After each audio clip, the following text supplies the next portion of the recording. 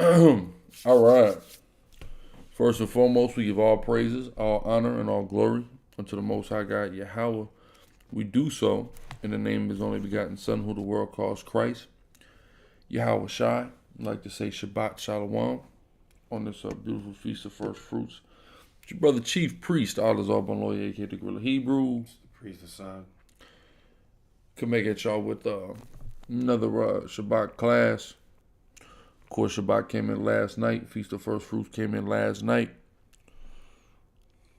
22nd day of the 4th month. So all praise Yahweh Shem Yahweh Shai. And we had a lovely feast last night here in Atlanta in the various Sicarii camps throughout the country by the grace of the Most High. So all praise for that. Salakia. It's early. Shalom, shalom. It's early, just getting up. Not too long ago, but this word gotta go out. So all praise to the Most High. First, before we get into our standard Torah portion, I would like to go into some scriptures on first fruits first. Definitely would like to do that so I can. Yeah, here we go. Okay, so first let's give me Numbers 28 and 26. Let's go here first. This is Numbers chapter 28, verse 26. It says, "Also in the day of the first fruits, when you bring a new meat offering unto the Lord, after your weeks be out, you shall have an holy convocation. You shall do no servile work." Right, so that's what today is, right? Go ahead. That's it on 28. Oh, Salakia. So that's what it's about on a physical level, especially when we're functioning in our land and our sovereignty. Okay? But there's also a greater, more spiritual connotation to the first fruit. So let's get Jeremiah 2 and 3. Let's start here. 2 and 3. Uh-huh. This is Jeremiah chapter 2, verse 3. It says, Jeremiah 2 and 3. Israel was holiness unto the Lord. That's right, Israel, you so-called blacks and Hispanics. You were holiness unto the Lord. Read on. And the first fruits of his increase. And what? The first fruits of his increase. So on a spiritual level, we as a people, Israel, so-called blacks and Hispanics, the 12 tribes, we are the spiritual first fruits of the Most High. Okay? So on a spiritual level, the Feast of First Fruits is a feast that's about us. Right? Okay? So let's go to James 1 and 16 to 18. He said Israel was holiness, but we know that Israel, in large part, excuse me, man, like I said, I just got up, man. Israel, in large part, has fallen away from the Most High, fallen away from being holiness to the Most High, fallen away from being the first fruits of the Most High, right? So James 1, 16 to 18. James chapter 1, verse 16. Uh-huh. Do not err, my beloved brethren. Every good gift and every perfect gift is from above, and cometh down from the Father of lights, Read on. with whom is no variableness, neither shadow of turning. Of his own will begat he with us. Of his own he will begat. Of his own will. Of his own will begat he us with the word of truth. That we should be a kind of first fruits of his creatures. That's right. That we should be. So our purpose is to be a first fruits of his creatures, meaning out of everything that he's created, we are the first fruits of it. Okay? Just like when it say we're his firstborn, etc. Give me Revelations 14 and 1. 1 to 4. Revelation 14 and 1.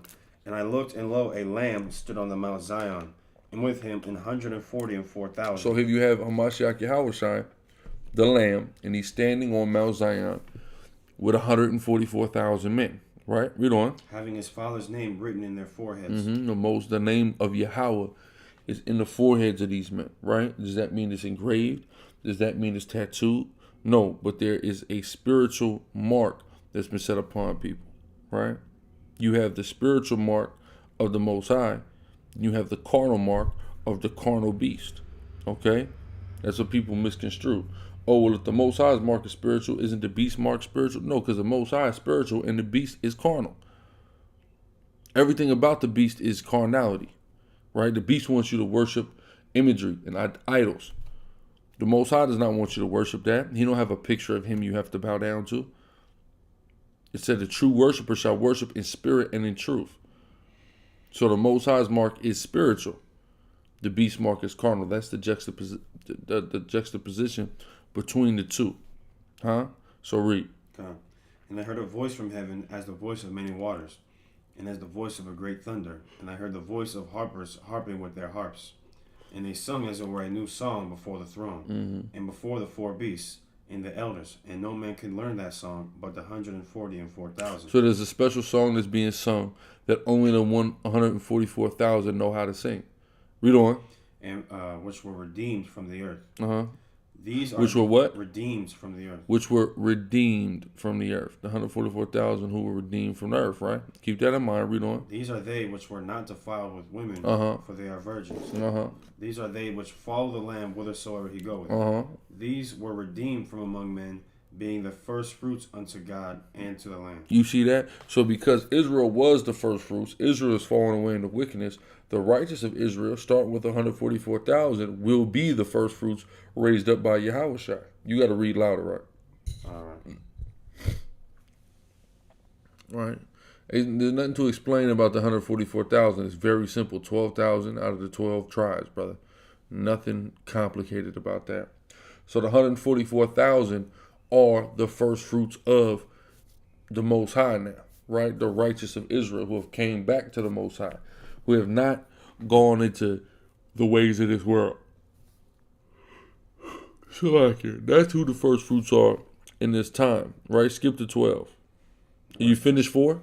Yeah. Okay, skip to 12. It says, here is the patience of the saints. Here are they that keep the commandments of God and the faith of Yahushua. Exactly. So these are the individuals that keep the commandments of the Most High and faith in Hamashiach Yahushua.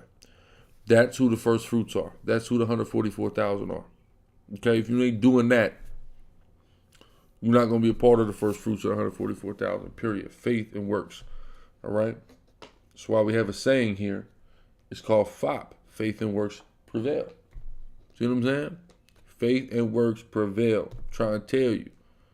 Right?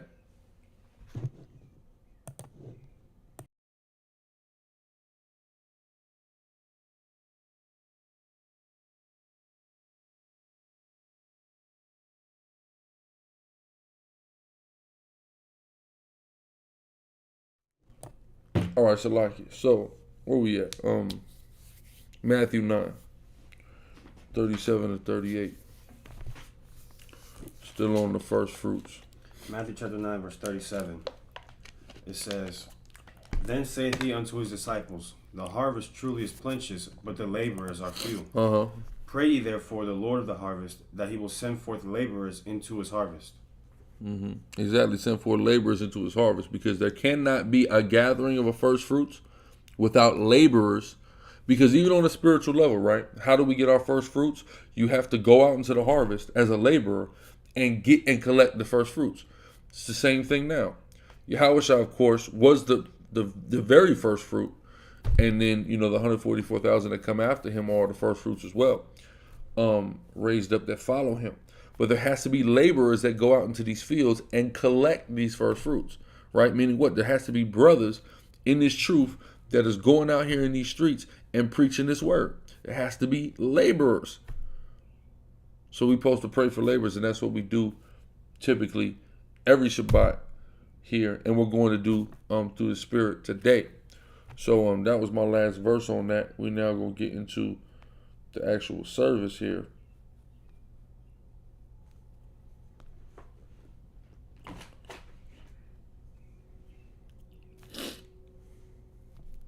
Okay, and we're going to make sure to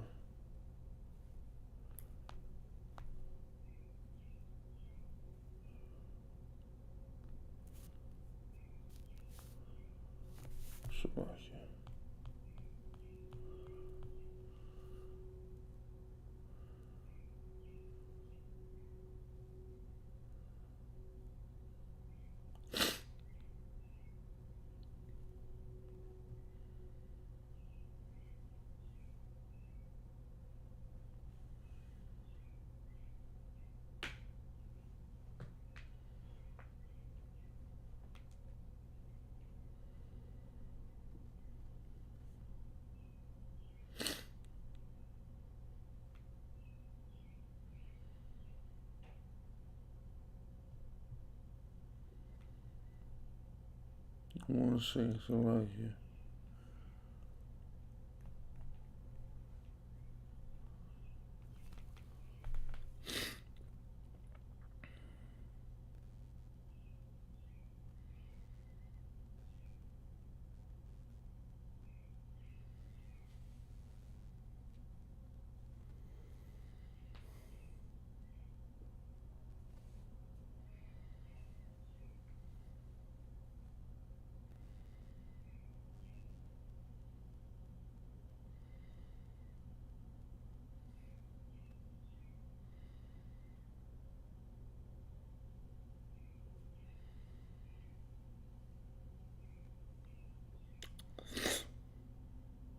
Now, where is this at? My fault, y'all.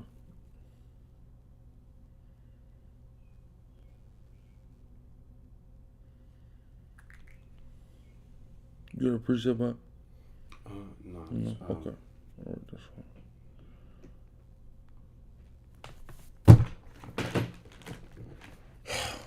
Goodness, man. This technology.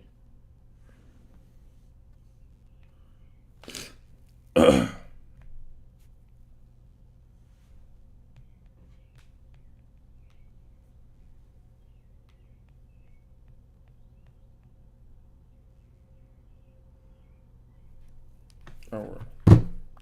Here we go. Salakia. So now, we're going to start the Shabbat service. Face the east. All right. Barakatah Yahweh. Barakatah Yahweh. Ba'ashim Yahweh Shai. Ba'ashim Yahweh Shai. Ahawa'ah. Ahawa'ah. Nathana Nawa. Nathana Nawa. Shabbat. Shabbat. All right. Go ahead with the Lord's Prayer. All right. Abba Nawa. Abanawa. Shabbat Shemayim. Shabbat Shemayim. Kodash. Kodash. Hayah. Hayah. Shemka. Shomka. Yahweh. Yahweh. Malak Wafka. Malak Wathka. Taba'ah. Taba'ah. Ratazaka. Ratzaka. Hayah. Hayah. Aisha. Aisha. Ba'arataza. Baharataza. Kawa. Kawa. Hayah. Hayah. Bashemayim. Bashemayim. Nathana Nawa. Nathana Nawa. Lakam. Lakam. Kol Yawam. Kol Yawam. Wasalak Nawa. Wasalak Nawa. Kababwath Nawa. Kabawath Nawa. Kasalak Nawa. Kasalak Nawa. Kababwath Nawa. Kabawath Nawa. Wala'ah. Wala'ah. Thabiyah Nawa. Tawiyah Nawa. Banasaya 1.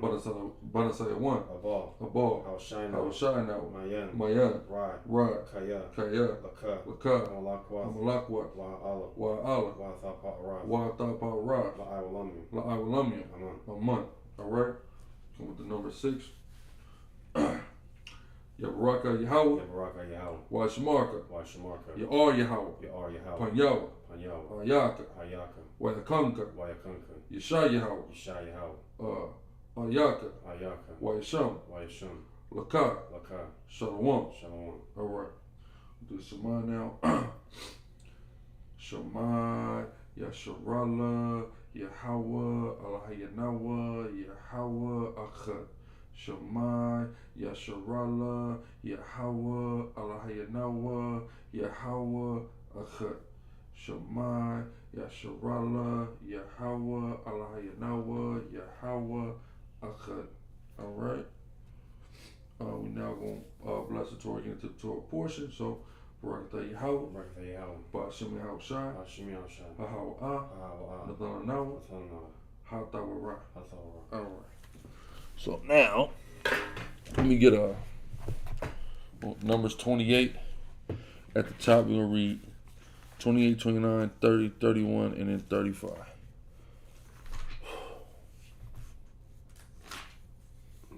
This is Numbers chapter 28, verse 1. And Yahweh spake unto Moses, saying, Command the children of Israel, and say unto them, My offering and my bread for my sacrifices made by fire, for a sweet savor unto me, shall ye observe to offer unto me in their due season. It say for a what? It says, For a sweet savor unto me. For a what? Sweet savor. A sweet savor. Okay, man. It say for a sweet savor. A sweet savor offering is not the same as a sin offering, as a meat offering, as a burnt offering, as a free will offering. A sweet savor is just that, a sweet savor. There are sacrifices that Yahweh wants to go up just so he can smell them. This is what we have to understand. So when people say, foolish things that they're saying, that they're mistaken about, that they heard from rhetoric, because brothers are looking for cheat codes to explain certain verses. And they say things like the law of sacrifice is done away with. The Lord likes to smell sacrifices. He likes it. So why would he do away with it? Read it again. This is Numbers 28:2. Command the children of Israel and say unto them, my offering and my bread for my sacrifices made by fire, for a sweet savor unto me, shall ye observe to offer unto me in their due season. That's right. You shall observe to offer them in their due season. So there was 3 times a day, literally, when Yahweh would have the priests put up. Nothing, man. Okay. Have a Salakia, man. This is crazy. 3 times a day there would be sacrifices made, just so Yahweh can smell them. All right. So go ahead. Okay. No, it's not baked goods. It's read it again. This is Numbers 28:2. Command the children of Israel and say unto them, my offering and my bread for my sacrifices made by fire, for a sweet savor unto me, shall ye observe to offer unto me in their due season. Yeah, we're just burning these things, these omers, bread. Not like it wouldn't be like because that's called dainties in the Bible, right? But go ahead. It says, and thou shalt say unto them, this is the offering made by fire, which ye shall offer unto the Lord. 2 lambs of the first year without spot. You say what? Two lambs of the first year. 2 lambs, right? So not pastries and things like that. 2 lambs. Go ahead. Without spot, day by day. Every day. Yeah. Every single day. Go ahead. For a continual burnt offering. For a what? Continual burnt offering. Every day continually are these lambs burnt, because Yahweh likes the smell of a cooking lamb. Read. The 1 lamb shalt thou offer in the morning, and the other lamb shalt thou offer at even. See that? In the morning and the evening. What are we doing? We're offering lambs to Yahweh. Read. And a 10th part of an ephah of flour. So that flour that you make the bread out of, a 10th part of an ephah of flour. Read. For a meat offering, mingled with the 4th part of an hin of beaten oil. Go ahead. It is a continual burnt offering, which was ordained in Mount Sinai for a sweet savor, a sacrifice made by fire unto the Lord. And the drink offering thereof shall be the 4th part of an hin for the 1 lamb.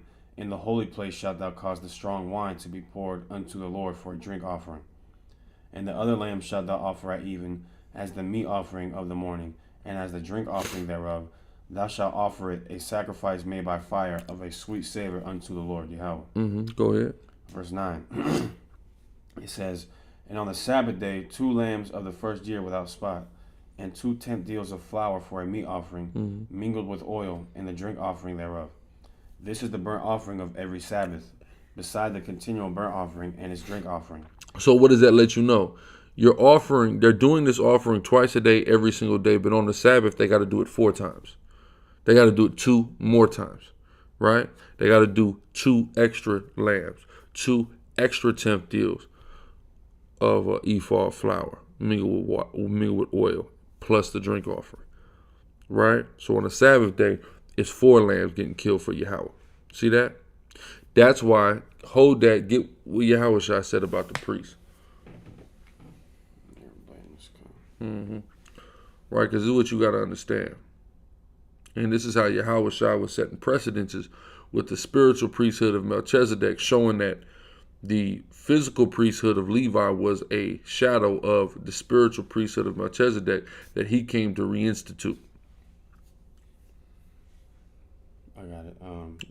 Matthew chapter 12, verse 5. Or have you not read in the law how that on the Sabbath days... On the what? Sabbath days. On the Sabbath days, read on. The priests in the temple profane the Sabbath and are blameless. Why? Because they're building fires to kill animals and burn them in it. That's something that you can't do in your house. But Yahushua said they profane the Sabbath and are blameless. Why? Because what they're doing is a part of the sabbatical work. So the same way, like Yahushua, when they was out on a Sabbath day and they was preaching and they was doing the work, they was able to go and pick corn and be blameless in that same way.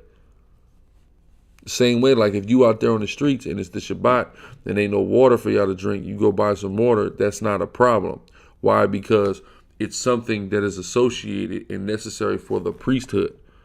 The same way like the Levitical priesthood, they could burn, make fire on the Sabbath that you wasn't supposed to do. The same way in the Melchizedekite priesthood, which the Levitical priesthood is a shadow of, can you do certain things that the average person is not permitted to do on a Sabbath. Right? Why? Because it's related to the priestly work that you're doing for the Most High. All right? Not just anything. We're not saying you're supposed to just be at the movie theater, right? But if it's related to the work, if brothers need to get a bite to eat, you know, some hydration, things of that nature, brothers got to pay for their parking spots so they could park, so they can have a place to park at while they are doing the work, things of that nature. Those things are permissible. Okay, that's what Yahushua laid the foundation for there, and he used that example of what the Levitical priests were able to do on the Sabbath that no one else was able to do. Right? So now go ahead. It says, this is the burnt offering of every Sabbath, beside the continual burnt offering and his drink offering. And in the beginnings of your months ye shall offer a burnt offering. Excuse me. In the beginning of your months ye shall offer a burnt offering unto the Lord, 2 young bullocks and 1 ram, 7 lambs of the first year without spot. It says, and 3 tenth deals of flour for a meat offering mingled with oil. Yeah,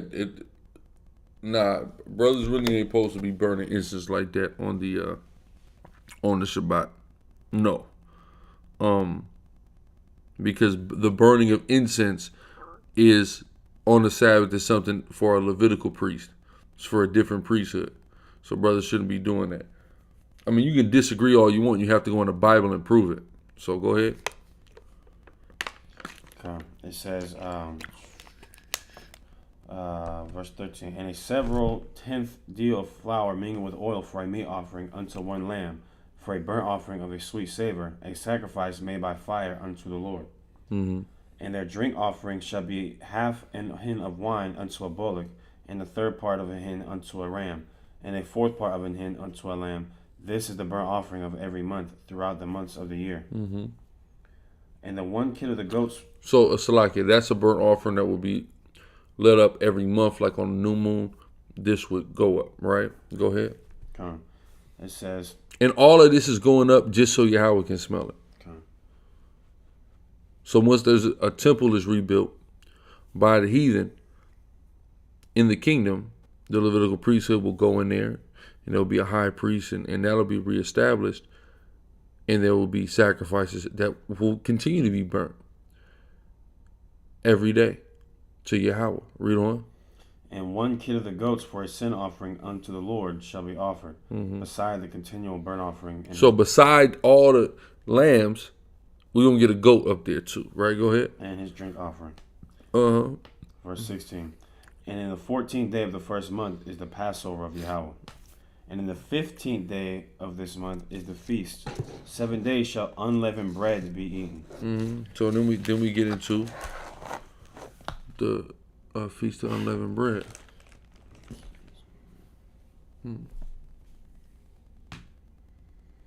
Gabriel, I don't understand, because you're the only one complaining about it. I can see if everyone was complaining, but you're the only one complaining about it, so I'm not understanding. Go ahead, talk, Hassad. Say something.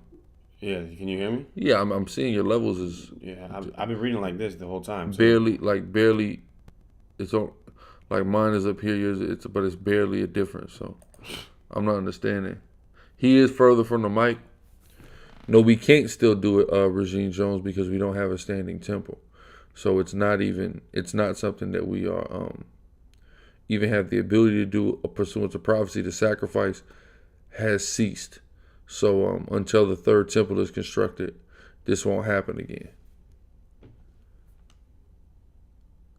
Okay, everybody else can hear. Gabriel, I don't know. Is there maybe a problem like with your speaker system? Sometimes like the 2 sides, one side will be kind of messed up, and that may be that may play a part. Because the Sabbath is not Saturday. Jonathan Cordero. Very simple.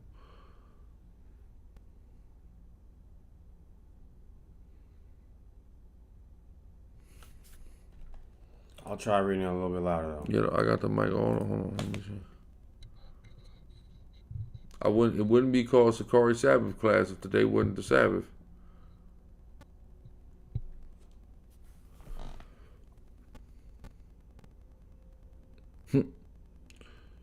We got somebody in here, so I cut this mic up. We've already explained it in the scripture, Jonathan Cordero. You're late. All right, so you go watch our videos on the lunar Shabbat, lunar Sabbath. All right, on your own time. So now, with frankincense and myrrh, should we burn that? You can burn frankincense and myrrh. Why not? And 7th day is not Saturday. To think that the 7th day that the Bible is talking about is fixed to a Gregorian day is a gross misunderstanding. We didn't explain it today. We've explained it years ago. No, we don't explain it every week. We just go into the Torah. All right, is what we do. It's called, just put in Sicarii Lunar Sabbath. Just look that up. You're gonna find like 15 videos. You can send an email into Exodus 17:15 and somebody will be with you, Omar Clark.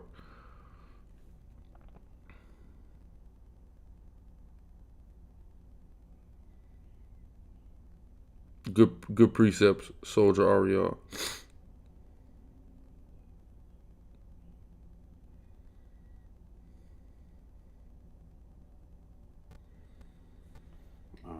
Go ahead. This is let me read Charlie a little louder. Numbers chapter 28 verse 18. In the first day shall be an holy convocation. Ye shall do no manner of servile work therein. But ye shall offer a sacrifice made by fire for a burnt offering unto the Lord. 2 young bullocks and 1 ram, and 7 lambs of the first year. They shall be unto you without blemish. Sicarii Dallas, Yabashim Ashabrakatah, Washalom, Tawada. Go ahead. It says, and their meat offering shall be of flour mingled with oil. 3 tenth deals shall ye offer for a bullock, and 2 tenth deals for a ram. A several tenth deals shalt thou offer for every lamb throughout the 7 lambs. And 1 goat. So on the Feast of Unleavened Bread, it's 7 lambs going up. Go ahead. Okay. A several tenth deals shalt thou offer for every lamb throughout the 7 lambs. And 1 goat for a sin offering to make an atonement for you. Ye shall offer these beside the burnt offering in the morning, which is for a continual burnt offering. In this manner ye shall offer daily throughout the 7 days the meat of the sacrifice made by fire, of a sweet savor unto the Lord. It shall be offered beside the continual burnt offering and his drink offering. So is that basically saying on certain, like for example, during the Feast of Unleavened Bread, beside the daily sacrifice that we give, we also give more sacrifices? Exactly. So there's no the sacrifice does not stop. You still offer those same daily sacrifices, right? But then here's additional sacrifices that you're offering for the Sabbath day, for the new moon, and then for high holy days. So there could be potentially a day where if it's the Sabbath, it's also a high holy day. Then it's every high holy day is on the Sabbath. Yeah, so I'm saying like never mind. I'm saying there's potentially there's days where there's going to be a lot of sacrifices going on. Oh yeah, so definitely. And just because Yahweh said so, this is beside sin offerings, burnt offerings, free will offerings. It's beside all of that. You see what I'm saying? So this is just because Yahweh want to smell it, man. Go ahead. Okay.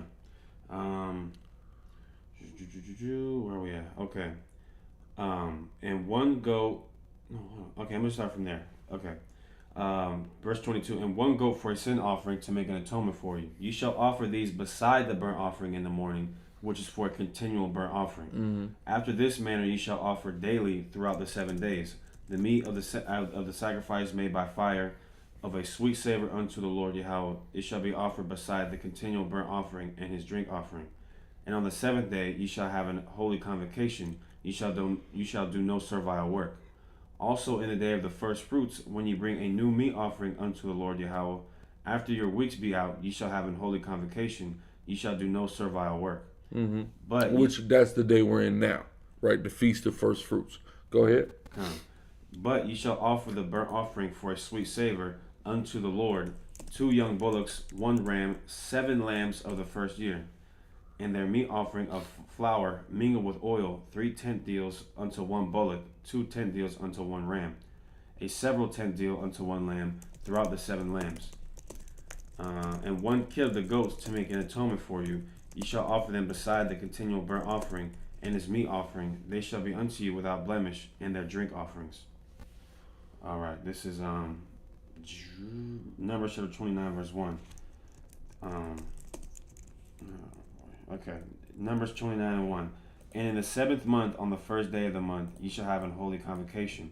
You shall do no servile work. It is a day of blowing the So like trumpets. it, Jonathan, what does the sun being a sign of times have to do with anything? What point are you making there?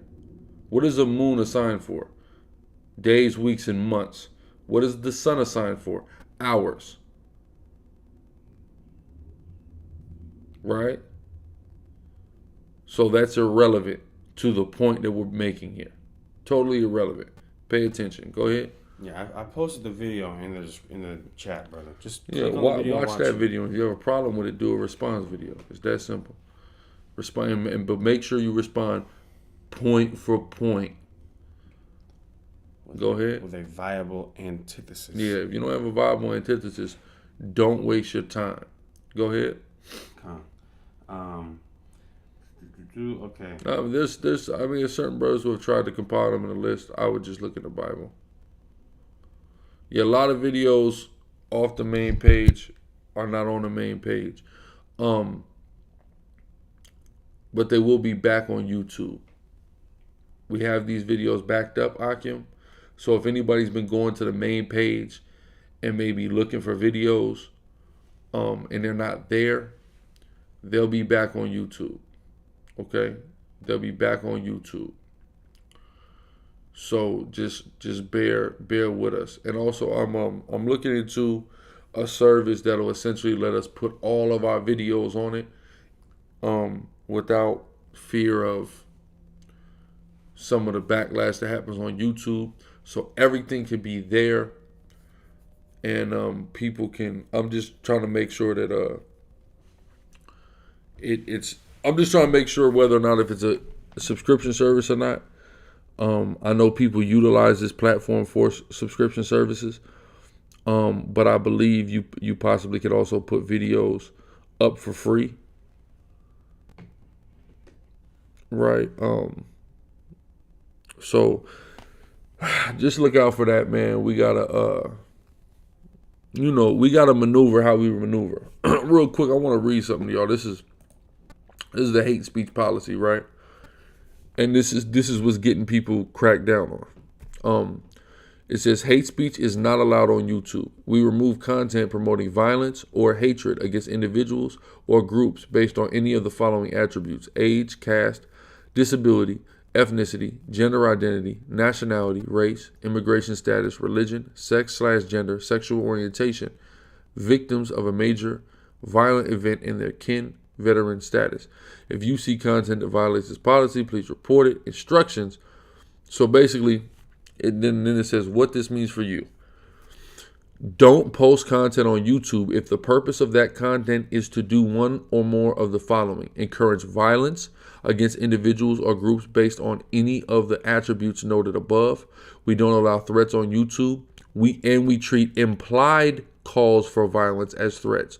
So let's say a brother's on the street and he goes, "Man, well, we all doing stuff to each other. Why don't you do something to these white people?" That's hate speech. That will get you terminated. Right? You can learn more about our policies on threats or harassment, or if you incite hatred against individuals or groups based on any of the above attributes. So if you not only are saying you hate a group of people, but if you are presenting a case to somebody as to why they should hate a group of people, that's also hate speech. So what you have to understand is the majority of Hebrew Israelite videos fall into this category. Yeah. Period. So there has to be a cleaning of, but no, gangster rap could stay there though. That's the crazy thing. My fault. Gangster rap could stay there. Remember, Sakia? With guns in the video. Yeah, that's it. And YouTube got a policy about having guns in videos too. Go ahead. Remember that video I sent you, Alzar, where this dude, this Jake, is literally it's that rap. Remember that the music video I sent you? No. Where the dude is literally remember he's having sex with in the damn video, and it's on YouTube with like 2 million views. And it's not like fake either. Like it's ain't no way they were faking that. And it's on YouTube, but let us read the Bible and it can't go on YouTube. This place is insane, man. That's Ecclesiastes 10:4. But yeah, don't be too critical. They'll take this video down. Oh my God. You see what I'm saying? So I'm just reading and understanding their policies, and we're gonna have to conform to their policies in order to stay on YouTube. So I'm not gonna water the message down. But as for the videos that go on YouTube, you're gonna probably see more editing in the videos that you see. In videos only on certain topics. So why? Because they'll take the video off of YouTube and then potentially jeopardize all the work that we've done on YouTube and all the videos that we have pre-existing on YouTube. So good precept, Soldier Nakawan. So I mean, that's just how we're gonna have to operate. It's that simple. There's no viable alternative to YouTube. There's no viable alternative. The next best thing to YouTube is Daily Motion, and Daily Motion's functionality is garbage at best.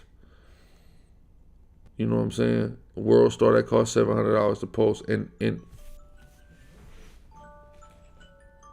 World Star costs $700 to post on, and all they do is post your video on YouTube, mask it, and put it on World Star. So all those videos you see on World Star are actually on YouTube, which is interesting. Exactly, Hector Santiago. Like, we really gotta just, we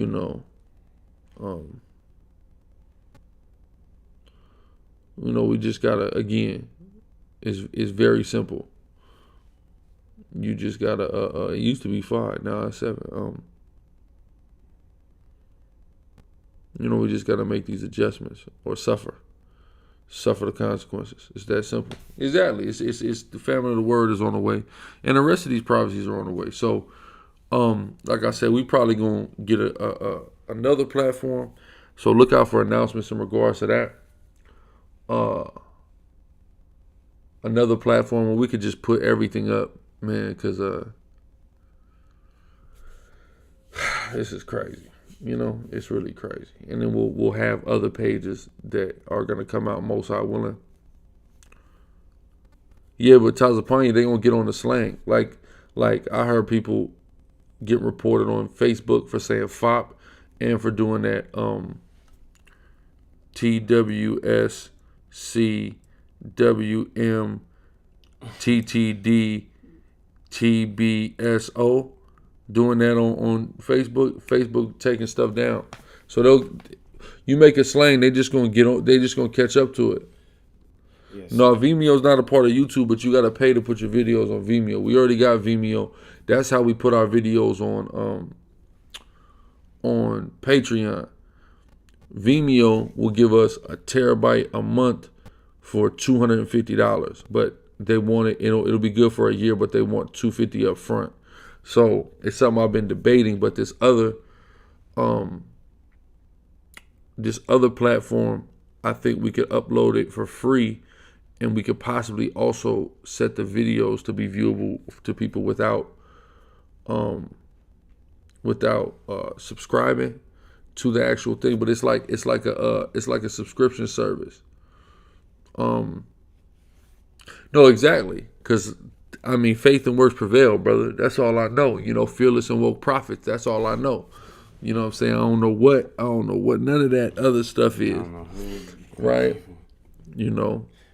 Remember the GS9 indictment, they said, man, I don't know. That means I remember they had a positive acronym for GS9. But Black Junction too. I'm gonna see about uploading the Black Junction as well, because I'm signed up on Black Junction. So that'll probably be good as well. We gonna you know what I'm saying, Patreon. Some people we got people on Patreon, don't get me twisted, but some people, you know what I mean? The whole thing is we don't nobody's gonna have to pay for this truth, right? We're gonna give it for free, period. The stuff that's on Patreon is usually just you seeing something early, or it's something that's too hot for YouTube. You know, and IG Live don't store things, you know what I'm saying? So it's like it's crazy, but you know, but the crazy thing is, even Google and Facebook are getting congressional hearings about what they're doing. So I mean, but they're not about their censorship though. It's about their invasiveness in data sharing information and things of that nature. So, you know, again, like when the game changes, you know, we just got to go with the punches. It's that simple. You know, people often argue, yeah, Periscope is. People often argue freedom of speech. And we do have freedom of speech, technically. But YouTube is not the United States of America. YouTube is a website. And any website that has memberships and allows people to share things and say things, they have policies in place that if they don't like something that's being said, they can just take it down. That's the right of a website. They have all the legal things covered as far as that goes. All praise you watch on Patreon. Shout out to everybody that's on the Patreon. You know, we had if y'all notice, we had a certain system in play. Okay, we had a system in place, and now the system has kind of been broken down. Exactly, Isaiah. The system's been broken down, so now we're trying to create a new system. Our system was, we would do a live class Monday, a live class Tuesday, Situation Room Wednesday, right? And then we do a Sabbath class, right? Then we do a video on Water and Public Enemy Sunday, video on Water and Public Enemies Tuesday, video on SICARRI, the main page, Thursday, video on Water and Public Enemies Friday, and a video on SICARRI, the main page, Saturday. So every day of the week we were putting out edification. I believe that totaled to 12 videos a week. Now, because of the monkey wrench they done threw in our stuff, because of the monkey wrench they doing our stuff. Now, brushing your teeth will not be breaking a fast, and there's different levels of fast. Every time you fast, you don't have to fast from fluids. All right, you fast from whatever you choose to fast from. You can fast from food and fluids, or you could just fast from food. You could just fast from a certain type of food. It's up to you. There's not no one way to do a fast, but on the Day of Atonement, you better not do nothing for 24 hours. That's what I can say. Any other fast is entirely up to you how you're going to do it. All right? Yeah, this is live. We're live right now. Now, also, it's a sister, though, from HOY. It's a sister, though, from HOY that she got her own social media that she's building up. Her social media website that she's building up. So, you know, so that's to the point where so brothers have to learn everything now before.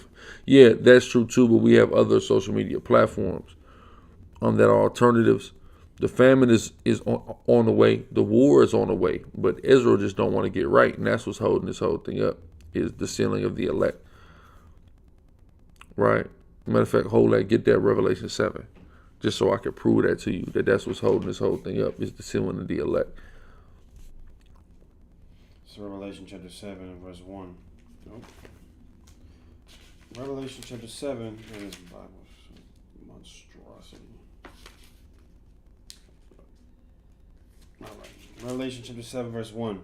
And after these things I saw 4 angels standing on the 4 corners of the earth, holding the 4 winds of the earth, that the wind should not blow on the earth, nor on the sea, nor on any tree. And I heard another angel, and I saw another angel ascending from the east, having the seal of the living God. And he cried with a loud voice to the 4 angels, to whom it was given to hurt the earth and the sea, saying, hurt not the earth, neither the sea, nor the trees, till we have sealed the servants of our God in their foreheads. See that? So until the 144,000 are sealed, there's not going to be no hurt. It's in a few months, man. It's not going to be no hurt.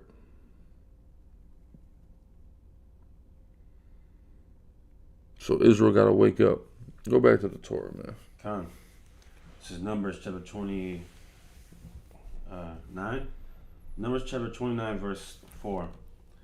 Yeah, I think so. I hope so. Numbers 29, 4. And 1/10 deal for one lamb throughout the 7 lambs. And 1 kid of the goats for a sin offering to make an atonement for you, beside the burnt offering of the month and his meat offering, and the daily burnt offerings, and his meat offering, and their drink offerings, according unto their manner, for a sweet savor of sacrifice, a sacrifice made by fire unto the Lord.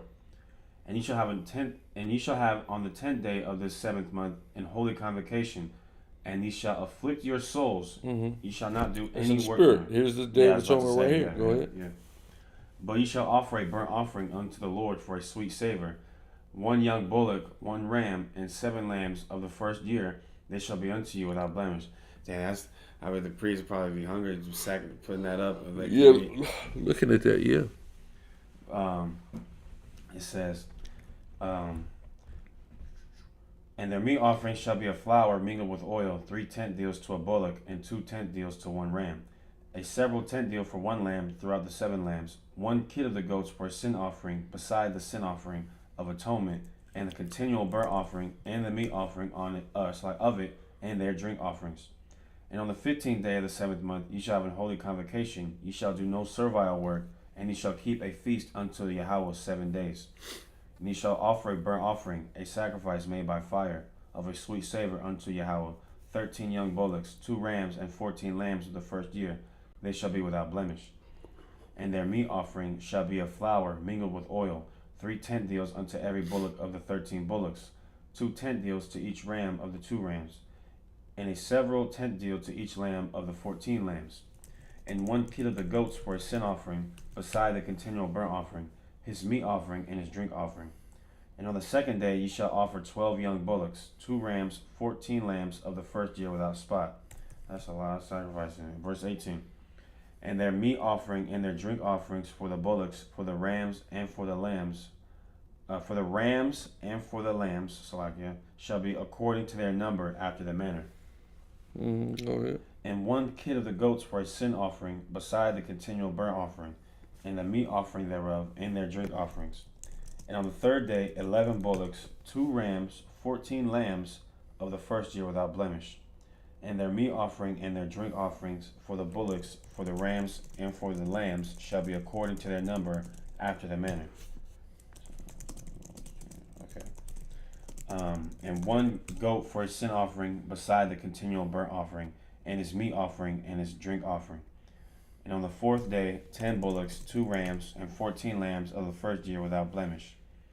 Their meat offering and their drink offerings for the bullocks, for the rams, and for the lambs shall be according to their number after their manner. And 1 kid of the goats for a sin offering, beside the continual burnt offering, his meat offering, and his drink offering. And on the 5th day 9 bullocks, 2 rams, and 14 lambs of the first year without spot. And their meat offering and their drink offerings for the bullocks, for the rams, and for the lambs shall be according to their number after their manner. And 1 goat for a sin offering, beside the continual burnt offering, and his meat offering, and his drink offering. And on the 6th day 8 bullocks, 2 rams, and 14 lambs of the first year without blemish. And their meat offering and their drink offerings for the bullocks, for the rams, and for the lambs shall be according to their number after the manner. And 1 goat for a sin offering, beside the continual burnt offering, his meat offering, and his drink offering. And on the 7th day 7 bullocks, 2 rams, and 14 lambs of the first year without blemish. So as you can see, it's given a laundry list of animals that we have to sacrifice and how many we have to. And their meat offering and their drink offerings for the bullocks, for the rams, for the lambs shall be according to their number after the manner.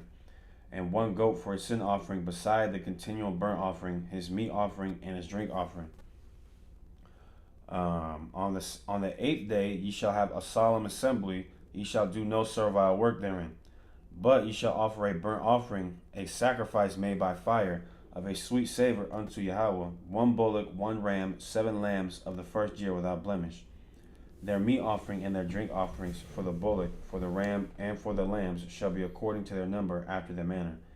And one goat for a sin offering, beside the continual. Yeah, Sean Antonio, in the kingdom, we will be doing this again in the kingdom, right? Go ahead. And one goat for a sin offering, beside the continual burnt offering, and his meat offering, and his drink offering. These things ye shall do unto Yahweh in your set feasts, besides your vows and your free will offerings, for your burnt offerings, and for your meat offerings, and for your drink offerings, and for your peace offerings. And Moses told the children of Israel according to all that Yahweh commanded Moses. That's the end of 29. You said 30 and 31, or 30 and 35? Both 30, 31, and 35. Okay.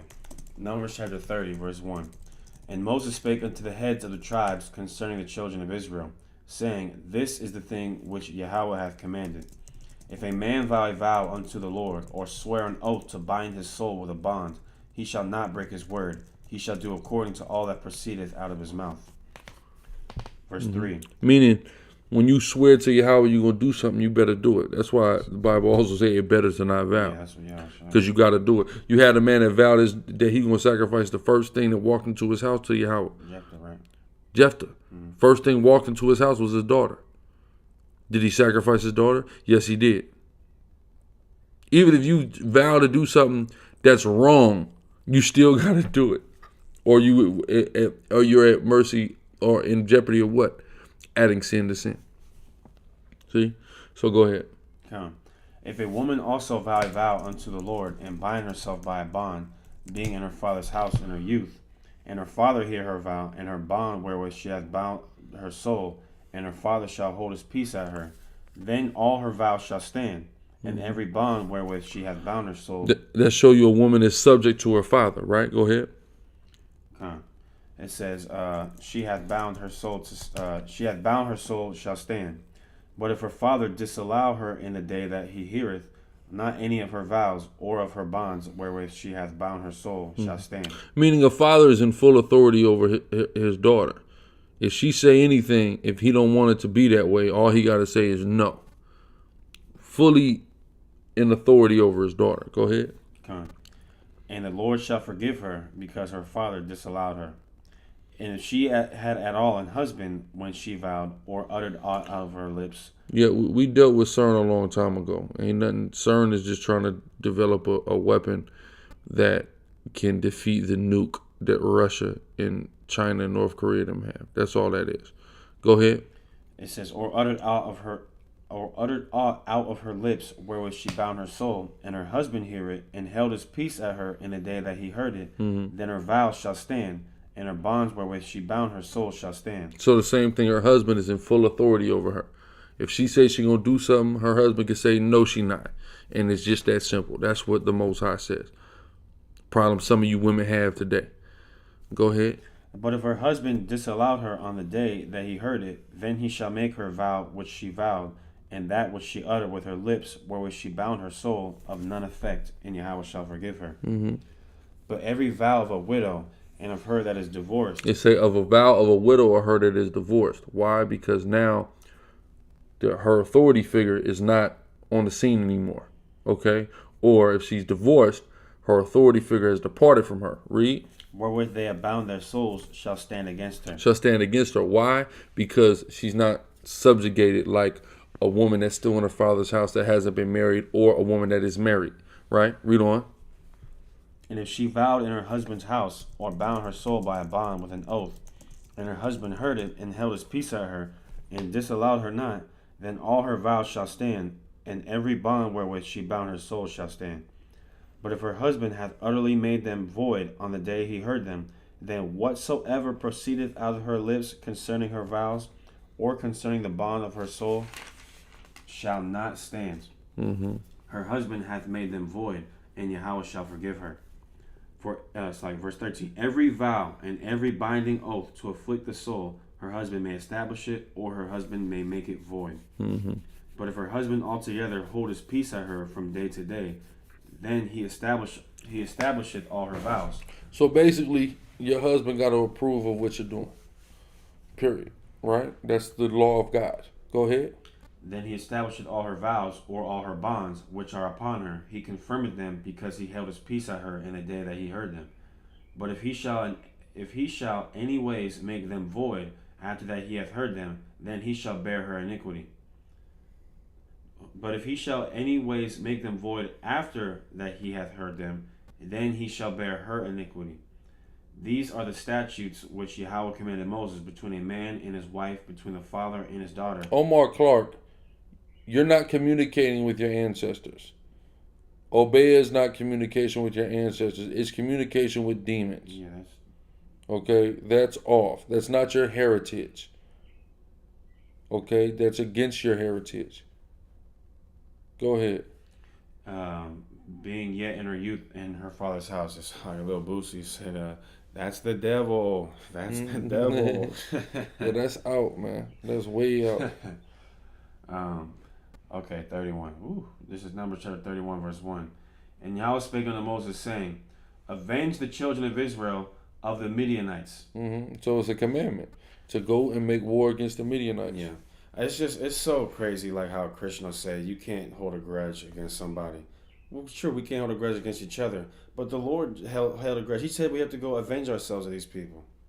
It says, avenge the children of Israel of the Midianites. Afterward shalt thou be gathered unto thy people. And Moses spake unto the people, saying, arm some of yourselves unto the war, and let them go against the Midianites, and avenge Yahweh of Midian. Yeah, so Yahweh is upset with Midian. He will have vengeance against them. Vengeance is his. In this instance, how is he getting vengeance? Through sending Israel into battle against these people. Go ahead. Of every tribe 1,000 throughout all the tribes of Israel shall ye send to the war. So there were delivered out of the thousands of Israel 1,000 of every tribe, 12,000 armed for war.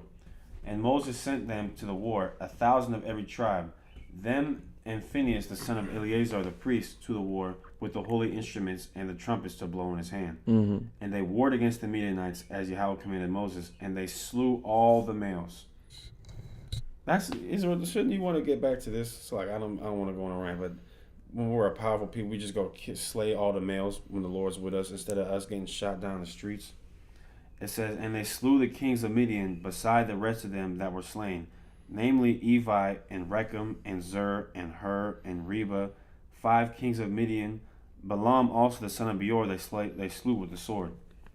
And the children of Israel took all the women of Midian captives and their little ones, and took the spoil of all their cattle and all their flocks and all their goods. And they burnt all their cities wherein they dwelt, and all their goodly castles with fire. And they took all the spoil and all the prey, both of men and of beasts.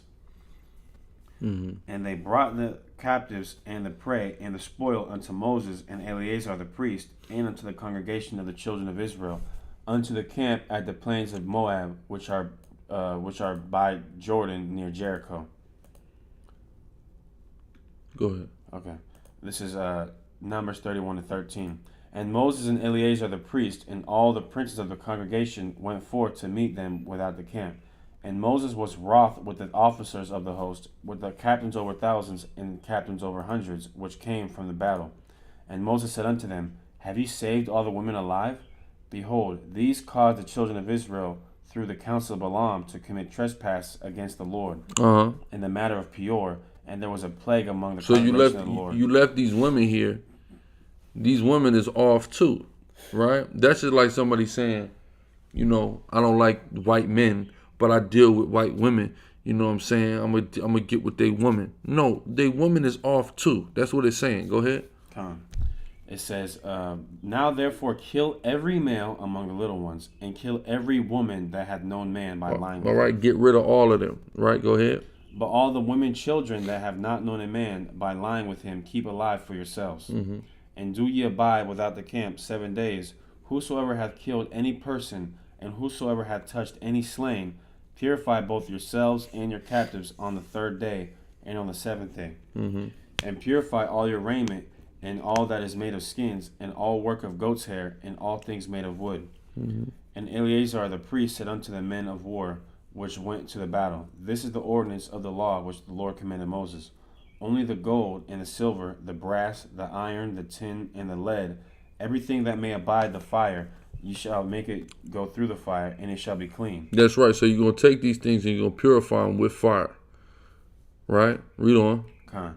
It says, it shall be purified, and it shall be clean. Nevertheless, it shall be purified with the water of separation, and all that abideth not the fire ye shall make go through the water. And ye shall wash your clothes on the 7th day, and ye shall be clean, and afterward ye shall come into the camp. That's right. So you had to cleanse.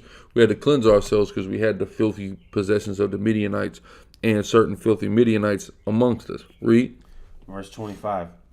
And the Lord spake unto Moses, saying, Take the sum of the prey that was taken, both of man and of beast, thou and Eleazar the priest, and the chief fathers of the congregation, and divide the prey into 2 parts, between them that took the war upon them, who went out to battle, and between all the congregation. And levy a tribute unto Yahweh of the men of war, which went out to battle, 1 soul of 500, both of the persons, and of the beeves, and of the asses, and of the sheep.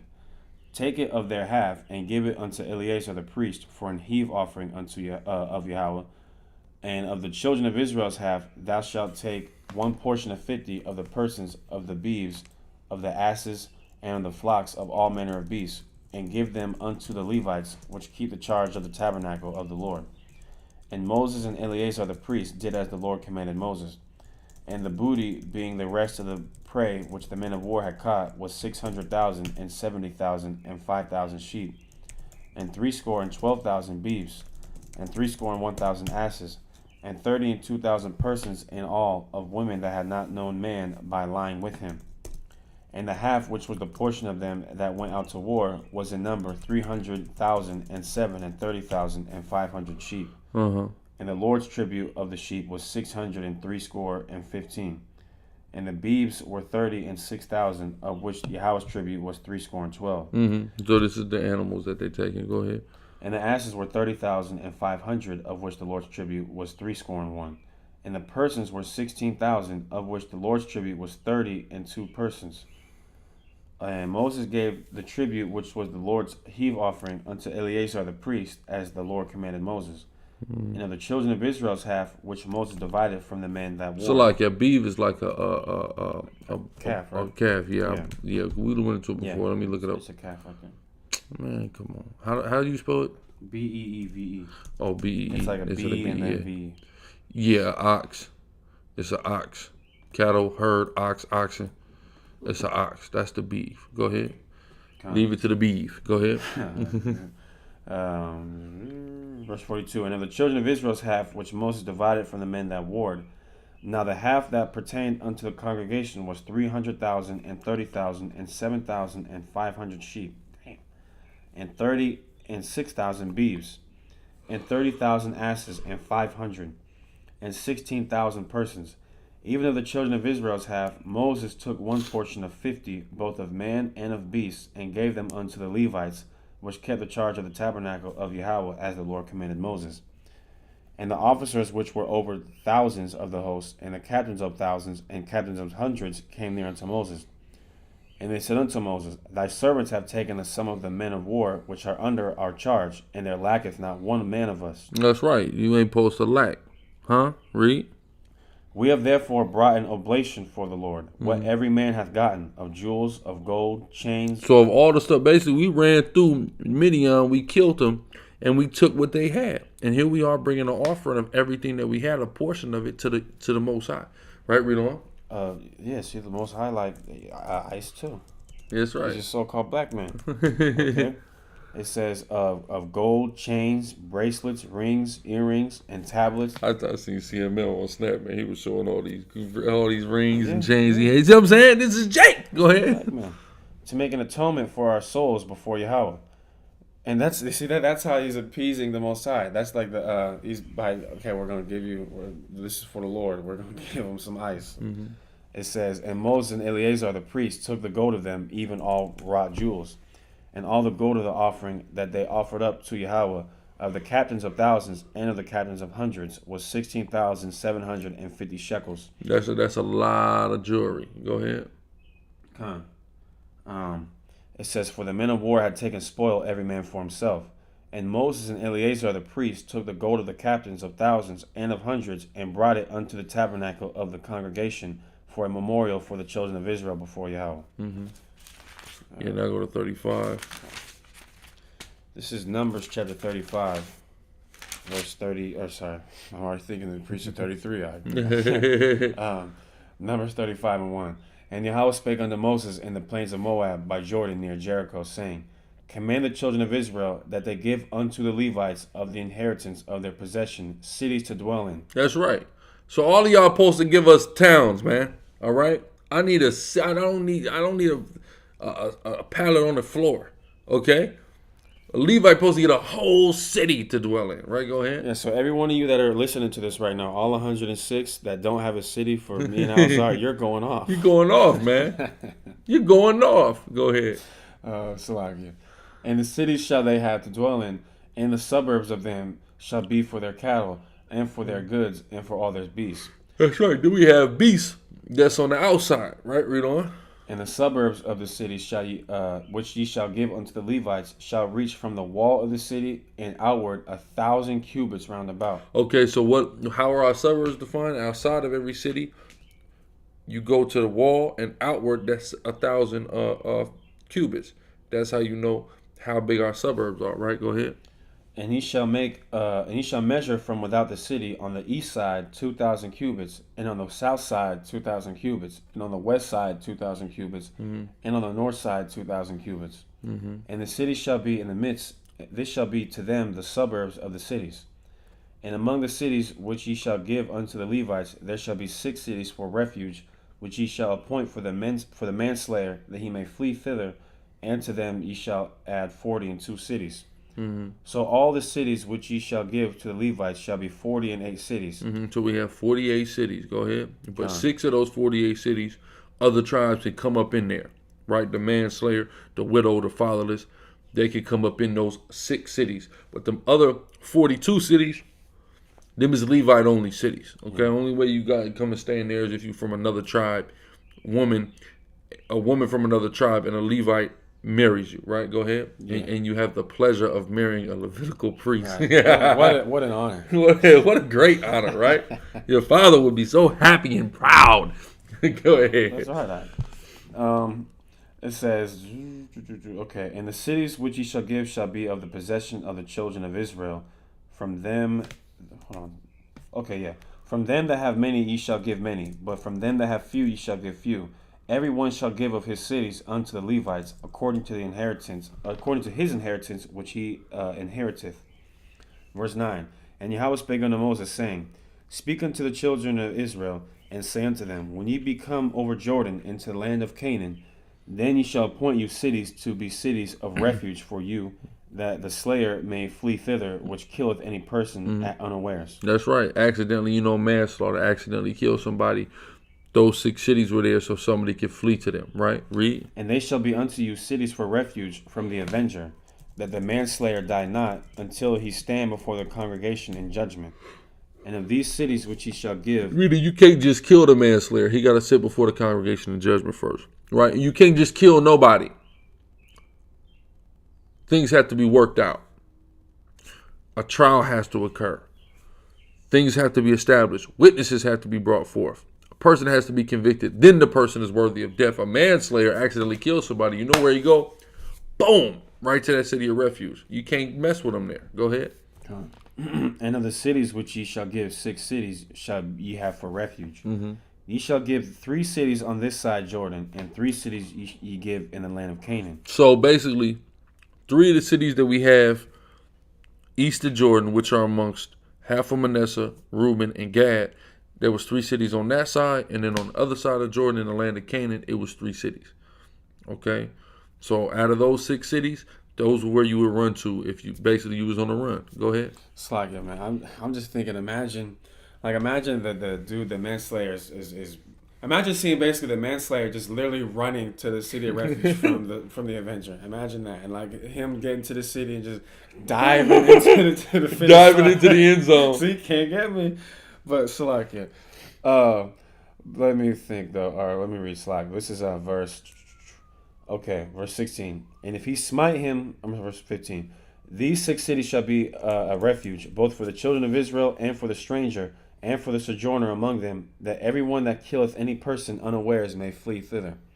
And if he smite him with an instrument of iron, so that he die, he is a murderer. The murderer shall surely be put to death. And if he smite him with throwing a stone, wherewith he may die, and he die, he is a murderer. The murderer shall surely be put to death. Mm-hmm. Or if he smite him with... He's just showing you that these people, they're murderers. They're not manslayers. They surely would be put to death. The city of refuge is not a place they could run. If they ran there, they would still get dealt with. Read. It says, or if he smite him with an hand weapon of wood, wherewith he may die, and he die, he is a murderer. The murderer shall surely be put to death. The revenger of blood himself shall slay the murderer. When he meeteth him, he shall slay him. But if he thrust him of hatred, or hurl at him by lying of weight, that he die, or in enmity smite him with his hand, that he die, he that smote him shall surely be put to death, for he is a murderer. The revenger of blood shall slay the murderer. He that lying in wait, that's the same thing which the white man call premeditated murder. He's waiting. He's thinking. It's not something that happened in the heat of the moment, right? It's something that this person has thought out and went and did. Go ahead. When he meeteth him. But if he thrust him suddenly without enmity, or have cast upon him anything without laying of weight, or with any stone wherewith a man may die, seeing him not, and cast it upon him that he die, and was not his enemy, neither sought his harm, then the congregation shall judge between the slayer and the revenger of blood. So this is how that manslaughter is being determined. Okay, what was the situation? Do you have a prior past with this person that would motivate you to want to kill this brother? No, you don't. So this was just something that occurred. Now we're calling it manslaughter. This is how we decided these things. Go ahead. It says, and the congregation shall restore him to the city of his refuge, whither he was fled, and he shall abide in it unto the death of the high priest. So basically, you run to the city of refuge, right? Shalakia. After you get to the city of refuge, yes, Manny went up. Great point. Yahushua is our avenger. You run to the city of refuge, then you get put on trial. Then once it's upheld that you in fact are a manslayer, you get safe passage back to the city of refuge. But if you leave it while that high priest is alive, your ass getting put to death. That's simple. Go ahead. Whither he was fled, and the revenger of blood find him without the borders of the city of his refuge. I bet you there was avengers just literally sitting outside the city. Just wait, just please leave. Just please leave the city. But it says, now the revenger of blood kill the slayer, he shall not be guilty of blood. Mm-hmm. Who is the revenger? The next of kin. Okay, this is what we see amongst our people now, killing each other. And usually what they killing each other for get back, for revenge. Or you killed my friend, so here I'm coming, I'm killing you or your friend. The thing is, we're doing it all wrong because it's supposed to stop, right? If somebody wrongfully murders somebody, let's say you got a friend, somebody drive by and shoot your friend, right? You're supposed to be allowed to, whoever killed your friend, to kill that individual, and then that's it. Ain't no back and forth gang war forever. That's how the Bible worked. If you go into the history of one of the more infamous gang conflicts in LA, which is the 8 Trey Gangster Crips and the Ronin 60 Crips, what happened was there was a fight between two brothers. Somebody popped up, shot the dude from 60s that was fighting, killed him. That individual was new to the neighborhood. He had just got put on 8 Trey Gangsters or whatever. So in doing that, the 60s came up to St. Andrews Park, which is like the ground zero for the 8 Trey Gangsters, and said, listen, we just want the nigga that shot him.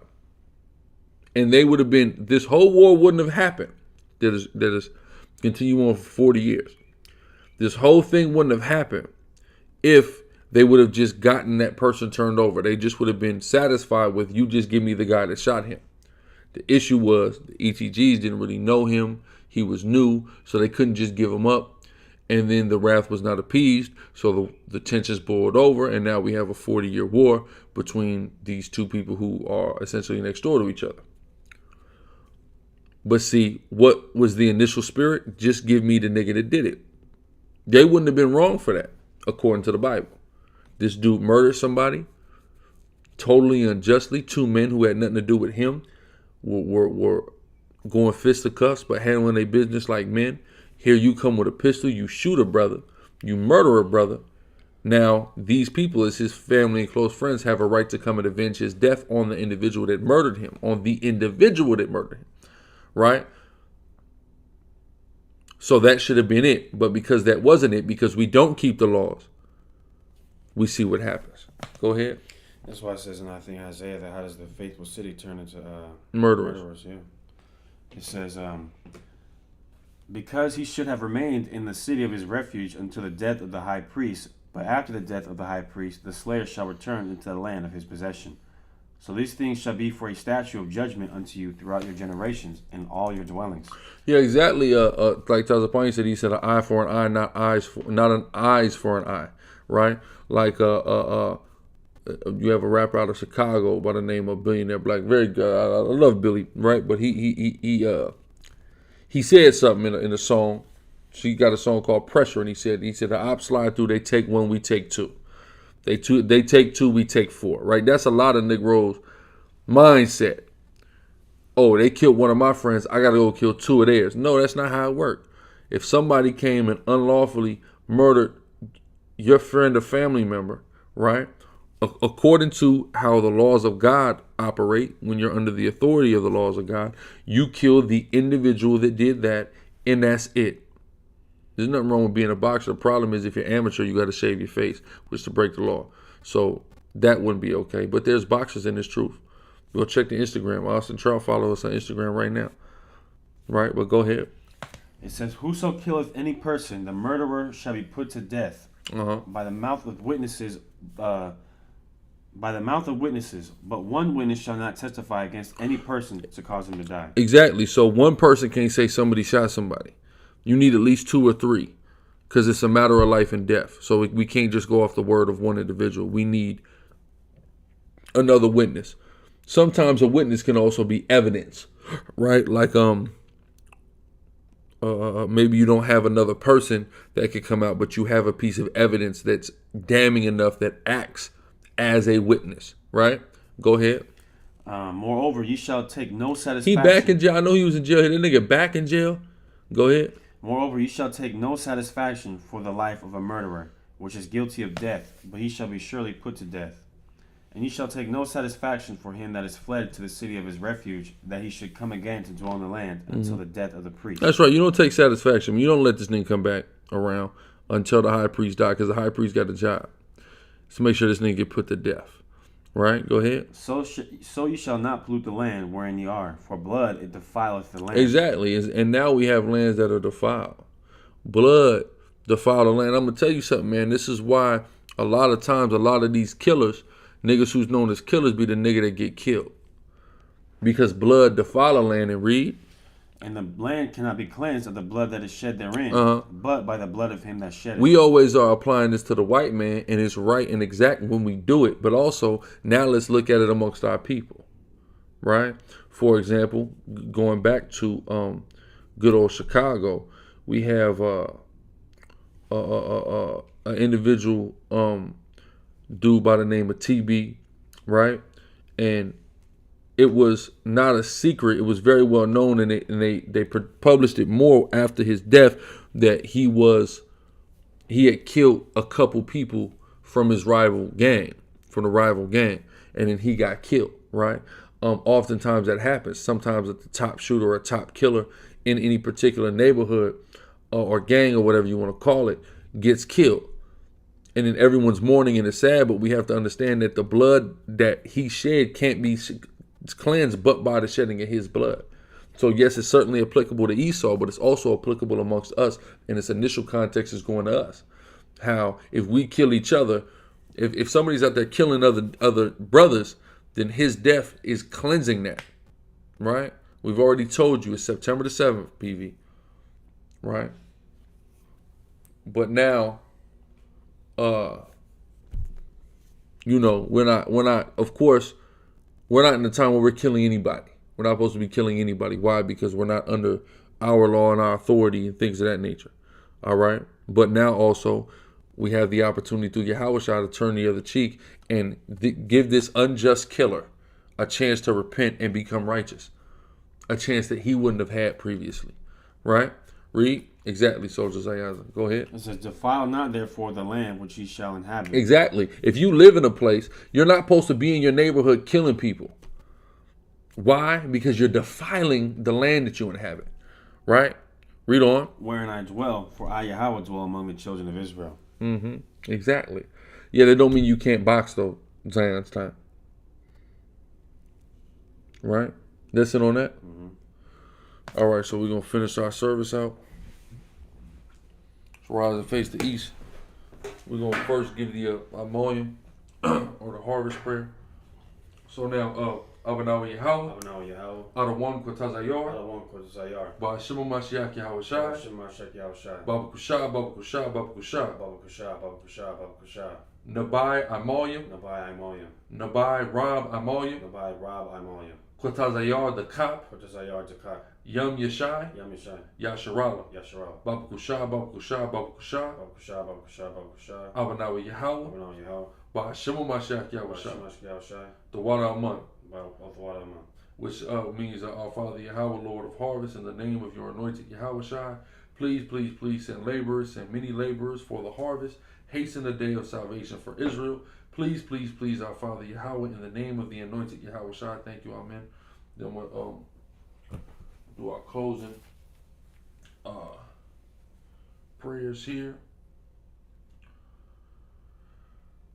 So not here. We're going to give thanks and then the curses. All right, so the water Yahweh, Tawada Yahweh, Ba'ashem Yahushai, Hashem Yahushai, Baraka, Baraka, Shabbat. Shabbat, All right, so now we're going to put the curses up. Yahweh, Yahweh, Ba'ashem, Bashem, Yahushai, Yahushai, Shalat, Shalat, Rayam, Rayam, Wa, Wa, Anashim, Ainashim, Wa, Wa, Abadim, Ibajim, Wa, Wa, Haragim, Haragim, Wa, Wa, Mashapayim, Mashapatyan, Al-Kal, Al-Kal, Adawamyam, Adawamyam, Wa, Wa, Gawayam, Gawayam, Wa, Wa, Ayabim Now, Ayabim now, Baba Kusha, Baba Kusha, Baba Kusha, Baba Kusha, Baba Kusha, Baba Kusha, Yahweh, Yahweh, Ba'ashem, Bashem, Yahushai, Yahushai, the water, the water, Aman. Aman. All right, so with that, we're going to give all praises to Yahweh, Ba'ashem Yahushai. Say Shabbat Shalom, and have a blessed feast of first fruits. All praise Yahweh, Ba'ashem Yahushai. Tune in right here to Sicarii Public Enemy for more. Shalom.